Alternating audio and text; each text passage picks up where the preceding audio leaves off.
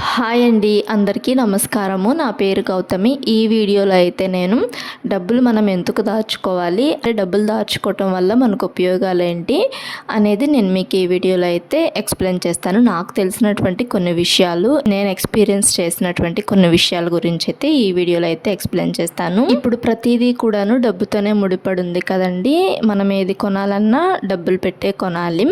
అందుకని చెప్పేసి మనం ఇప్పుడు కొంచెం పొదుపుగా ఖర్చు చేసి డబ్బులు సేవింగ్స్ చేసుకున్నాం అనుకోండి, ఆ సేవ్ చేసుకున్న డబ్బులు మనకి వేటికో వాటికి ఉపయోగపడతాయి. అండ్ మనము కొంచెం మధ్యతరగతి వాళ్ళమైనా కానీ కొంచెం ఇంకా లోయర్ మిడిల్ క్లాస్ అంటూ ఉంటారు కదా, అలా లైఫ్ స్టైల్ అనేది లీడ్ చేయటమే బెస్ట్ అండి. ఎందుకంటే అలా లైఫ్ స్టైల్ లీడ్ చేస్తూ ఉన్నామనుకోండి, ఇంకా కొంచెం తక్కువ స్థాయిలో ఉన్నట్లుగా లైఫ్ స్టైల్ లీడ్ చేస్తూ ఉన్నామనుకోండి, అలా ఉంటే మనకు అదే అలవాటు అవుతుంది. అదే అలా కాకుండా కొంచెం హై క్లాస్గా ఉండాలి అని చెప్పేసి అయితే అనుకున్నాం అనుకోండి, అంటే మన బడ్జెట్కి తగ్గిన ఖర్చులు చేస్తూ ఉండాలి, రిచ్ లైఫ్ లీడ్ చేయాలి అని అనుకుంటూ ఉన్నామనుకోండి, అప్పులు అనేటివి కంపల్సరీగా అవుతాయి. అండ్ అలా ఒక మంత్ 2 months లేదనుకుంటే ఒక 1 year 2 year అలా ఉండటానికి ట్రై చేసినా కానీ తర్వాత మన ఒరిజినల్ దానికి మనం రావాలి కదండి. అంటే మనం మిడిల్ క్లాస్ వాళ్ళం కాబట్టి మనం కొంచెం అప్పులు చేసి ఒక 1 year 2 years కొంచెం హై క్లాస్ లాగా ఉన్నా కానీ తర్వాత ఆ అప్పులు అనేటివి మనకు పెరిగిపోతూ ఉంటాయి, కానీ తగ్గేదేమి ఉండదు కదా. మళ్ళీ ఎలాగైనా కానీ మనం చివరికి మిడిల్ క్లాస్ కానీ ఇంకా లోయర్ మిడిల్ క్లాస్కే రావాల్సి వస్తాము అప్పులు ఎక్కువైతే. అందుకని చెప్పేసి మనం మిడిల్ క్లాస్ అయినా కానీ లోయర్ మిడిల్ క్లాస్ తనంలోనే ఉన్నామనుకోండి, ఖర్చులు అనేటివి తక్కువ చేసుకుంటూ, ఇప్పుడు మనకి వచ్చే శాలరీ 20,000 రూపాయల శాలరీ వచ్చినా మనము ఒక 15,000 రూపాయలే ఖర్చులు చేసి 5,000 రూపాయలు సేవింగ్స్ చేసుకునే విధంగా చూసుకుంటూ ఉన్నామనుకోండి, ఆ డబ్బులు అనేటివి మనకి వేటికో వాటికి ఉపయోగపడతాయి. అలా కొంచెం ఎక్కువ డబ్బులు వచ్చిన తర్వాత మనం ఇంక ఈ మనీ సేవింగ్ ఐడియాస్ అన్నీ ఆపేసేసి మళ్ళీ రిచ్ లైఫ్ లీడ్ చేయాలి అంటే కుదరదు. ఎలా అయినా కానీ మిడిల్ క్లాస్ తనంలోనే ఉంటేనే మనం డబ్బులు అనేటివి సంపాదించుకోగలము, సేవింగ్స్ చేసుకోగలము. ఒకసారి మనం ఎక్కువ డబ్బులు సంపాదించేసేసుకున్నాంలే ఇంకా చాలే అనుకోవటానికి లేదు. ఎక్స్పెన్సెస్ అనేటివి అంటే రేట్లు అనేటివి రోజు రోజుకి పెరిగిపోతూ ఉంటాయి. అండ్ ఇప్పుడు సేవ్ చేసుకుంటే మటుకి కొంచెం గౌరవం కూడా ఉంటుంది. మన దగ్గర డబ్బులు ఉంటే కొంచెం మనుషులు అనేటి వాళ్ళు కొంచెం రెస్పెక్ట్ అనేది ఇస్తారు. మనమైనా కానీ అంతే కదండి. డబ్బు ఉంటే ఒక రకంగా చూస్తాము జనాన్ని, డబ్బు లేకపోతే ఇంకొక రకంగా చూస్తారు కదా. నేనైతే మటుకి పెళ్ళి కాకముందు ఈ డబ్బు గురించి కొంచెం ఫేస్ చేశానండి ప్రాబ్లమ్స్. అవైతే నేను మీకు ఈ వీడియోలో ఎక్స్ప్లెయిన్ చేస్తాను. అంటే మా పేరెంట్స్ కొంచెం స్ట్రగుల్ అయ్యారు ఈ డబ్బుల మూలాన. ఆ విషయాలు అయితే నేను మీకు ఈ వీడియోలో షేర్ చేస్తాను. ఇంకా మన ఛానల్లో చాలా మనీ సేవింగ్ ఐడియాస్ అయితే ఉన్నాయండి. మనీ సేవింగ్ ఐడియాస్తో పాటు స్కీమ్స్ గురించి వీడియోస్ కూడా ఉన్నాయి. ఎవరికైనా ఇంట్రెస్ట్ ఉంటే ఈ వీడియో చూసిన తర్వాత రిమైనింగ్ వీడియోస్ కూడా చూడండి. మా ఛానల్ని ఫస్ట్ టైం కనుక ఎవరైనా చూస్తున్నట్లయితే సబ్స్క్రైబ్ చేసుకొని రిమైనింగ్ వీడియోస్ కూడా ఒకసారి చూడండి. మా ఛానల్లో వీడియోస్ అన్నీ కూడాను మనీ సేవింగ్ ఐడియాసే ఉంటాయండి. అంటే డబ్బులు మనము ఎలా దాచుకోవాలి, ఎలా ఖర్చులు చేసుకుంటే డబ్బులు సేవింగ్స్ చేసుకోవచ్చు, ఆ సేవ్ చేసుకున్న డబ్బుల్ని రెట్టింపు చేసుకోవటం ఎలా అనే వీడియోసే ఉంటాయి. మధ్యతరగతి వాళ్ళకు ఉపయోగపడే విధంగానే ఉంటాయి మన ఛానల్లో వీడియోస్. ఫస్ట్ టైం మనకి ఎవరైనా చూస్తున్నట్లయితే ఈ వీడియో చూసిన తర్వాత రిమైనింగ్ వీడియోస్ కూడా చూసి మా ఛానల్ను మీకు కనుక నచ్చినట్లయితే ఎంతో కొంత యూస్ఫుల్ అనిపిస్తే ఛానల్ను సబ్స్క్రైబ్ చేసుకొని కొంచెం సపోర్ట్ చేయండి. కొంచెం సబ్స్క్రైబర్స్ అయితే తక్కువ ఉన్నారు మన ఛానల్లో, కొంచెం ఛానల్ని సబ్స్క్రైబ్ చేసుకోండి.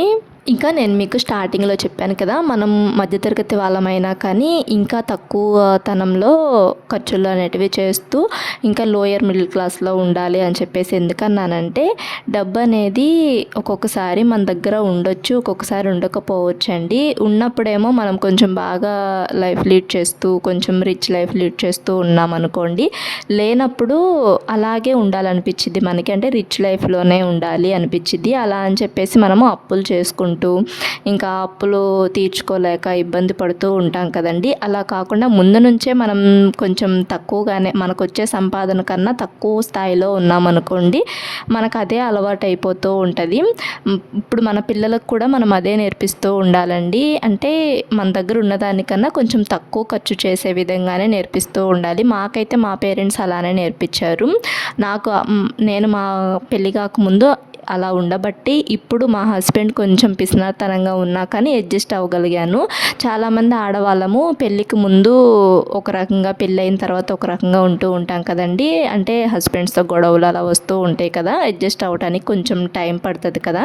నాకు కూడా ఫస్ట్లో కొంచెం టైం పట్టింది అడ్జస్ట్ అవ్వడానికి. అంటే మా అమ్మ వాళ్ళు ఎలా అంటే వాళ్ళు కష్టపడినా కానీ మాకు కొంచెం రిచ్ లైఫ్ ఇవ్వాలనే చూస్తూ ఉంటారు. మా మాకైనా కానీ చిన్నప్పుడు రోజుల్లో అవన్నీ తెలియవు కదండి. వాళ్ళ స్ట్రగుల్స్ అండ్ ఈ సేవింగ్స్ ఇవన్నీ తెలియవు కదండి. ఎక్కువ ఖర్చులు చేస్తూ ఉండేవాళ్ళం. మా విషయానికి వచ్చేపటికి, పిల్లల విషయానికి వచ్చేపటికి మాకు కొంచెం బాగానే కొనిస్తూ ఉండేవాళ్ళు, ఏది అడిగితే అది. అలా పెళ్ళైన తర్వాత మొత్తం చేంజ్ అయిందండి. అంటే మా హస్బెండ్ అయితే కొంచెం డబ్బులు పొదుపుగానే ఖర్చులు చేసే మనిషి, కొంచెం పిసినారితనంగా ఉంటారు. అంటే చూసే వాళ్ళందరూ పిసినారితనం అనుకుంటారు దాన్ని. కానీ అక్కడ పొదుపుగా చేసి ఖర్చులు, డబ్బులు అనేటివి సేవింగ్స్ చేసి మంచి వాటికి ఉపయోగిస్తూ ఉంటారు. అంటే డబ్బులు రెట్టింపు అయ్యే విధంగా చూసే దాంట్లోనే ఉంటారు. ఇంకా అలా అయితే కొంచెం టైం అయితే పట్టింది నాకు కొంచెం అడ్జస్ట్ అవ్వటానికి. కానీ త్వరగానే అడ్జస్ట్ అవ్వగలిగాను. కొంతమంది అయితే పుట్టింట్లో కొంచెం బాగా రిచ్ లైఫ్ లీడ్ చేస్తూ ఉంటారు కదా. ఇలా పెళ్ళైన తర్వాత హస్బెండ్స్ కొంచెం డబ్బులు అనేటివి మనకు తక్కువ ఇస్తున్నప్పుడు కానీ, లేదనుకుంటే మన అవసరాలు అంటే మనకు అవసరమైన కొనివ్వకపోయినప్పుడు కానీ తగాదులు అనేవి వస్తూ ఉంటాయి. అడ్జస్ట్ అవ్వడానికి కొంచెం టైం అనేది పడుతుంది కదా. అలా కాకుండా మనం ముందు నుంచే, ఇప్పుడు మన పిల్లలకి ముందు నుంచే, అండ్ ఇంకా ఎవరైనా పెళ్ళి కాని వాళ్ళు చూస్తున్నట్లయితే ఈ వీడియో ముందు నుంచే మనం కొంచెం లో మిడిల్ క్లాస్లో ఉండటమే బెస్ట్ అండి. అలా ఉంటేనే మనము అలవాటు అవ్వగలము. పెళ్ళైన తర్వాత సేవింగ్స్ చేసుకోవాలి. ప్రతి ఒక్కళ్ళు సేవింగ్స్ చేసుకుంటారండి. కాకపోతే ఎక్కువ సేవింగ్స్ చేసుకునే వాళ్ళంటే ఎక్కువ పొదుపు చేసే వాళ్ళని, ప్రతి ఒక్కళ్ళు పొదుపు అనేది చేస్తూ ఉంటారు. ఎక్కువ పొదుపు చేసే వాళ్ళని పిసినారాళ్ళు అంటారు. ప్రతి ఒక్కళ్ళు కూడాను రూపాయి కూడబెట్టుకొని పొదుపుగానే ఆలోచిస్తూ ఉంటారు కదండి. కానీ ఎక్కువ పొదుపు చేసే వాళ్ళు ఉంటారు కదా, వాళ్ళని పిసినారు వాళ్ళలాగైతే పరిగణిస్తూ ఉంటారు. ఇప్పుడైతే మట్టికి అందరూ కూడాను.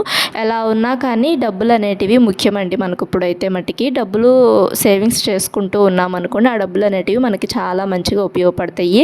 మా ఇంట్లో అయితే మట్టికి, మా అమ్మ వాళ్ళ ఇంట్లో అయితే మట్టికి మా అమ్మ కొంచెం పొదుపుగా ఆలోచించే మనిషి. మా నాన్న అయితే కొంచెం ఖర్చులు ఎక్కువ చేస్తూ ఉంటారు. ఇప్పుడు నేను మీకు ఇందాక చెప్పాను కదా, మిడిల్ క్లాస్ కన్నా ఇంకా కొంచెం హై క్లాస్లో ఉండేలాగా ఉండాలని చెప్పేసి అయితే చూస్తూ ఉంటారు మా నాన్న అయితే మట్టికి. మా అమ్మ అయితే మట్టికి కొంచెం లో మిడిల్ క్లాస్లోనే ఉంచాలనే చూస్తారు. మమ్మల్ని కూడాను, మాకు కూడాను కొనిచ్చేవాళ్ళు, కానీ తక్కువ రేట్లు కొనిచ్చేవాళ్ళు.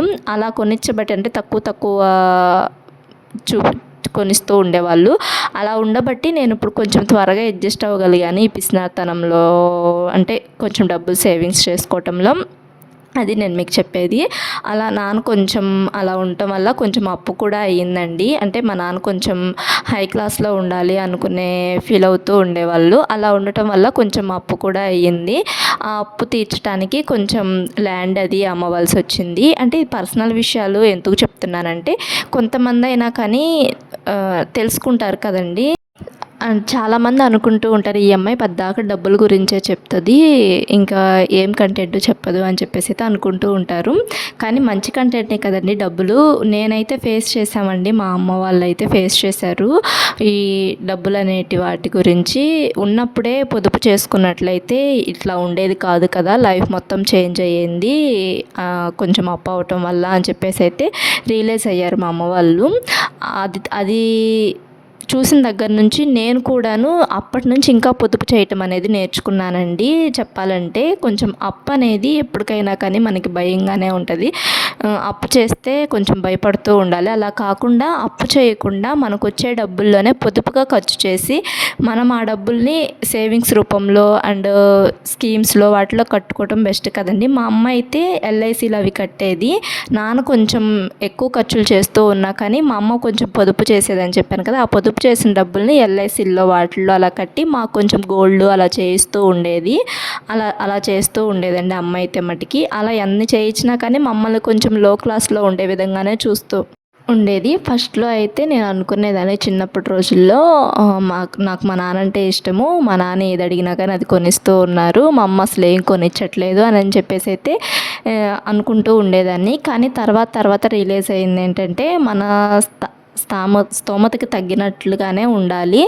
ఎక్కువ అప్పులు చేసి పిల్లల్ని అంటే కొంచెం వాళ్ళకి బాధ్యతలు అవన్నీ తెలియకుండా వాళ్ళు అడిగినప్పుడు డబ్బులు ఇస్తూ ఉన్నామనుకోండి, వాళ్ళకు కూడాను ఎక్కువ కొనుక్కోవాలి అలా అనిపిస్తూ ఉంటుంది కదా. అలా కాకుండా పొదుపుగా ఖర్చులు చేసి పిల్లలు అడిగిన ఇప్పుడు 10 రూపీస్ అడిగారనుకోండి, ఒక 5 రూపీసే ఇచ్చామనుకోండి, వాళ్ళకి అలవాటు అవుతూ ఉంటుంది. అలా కాకుండా వాళ్ళు అడిగిన డబ్బులు అడిగినట్లు ఇచ్చేస్తూ ఉన్నామనుకోండి, ఇంకా వాళ్ళకు కూడాను డబ్బుల మీద వాల్యూ అనేది ఏమి ఉండదు, వచ్చినట్టు ఖర్చు చేస్తూ ఉంటారు. ఇలా ట్రై చేయండి ఇప్పటి నుంచి అయినా కానీ. మేమైతే మట్టికి ఇలానే చేస్తూ ఉంటాము. నేను ఫేస్ చేశాను ఈ ప్రాబ్లము పెళ్ళికి ముందు.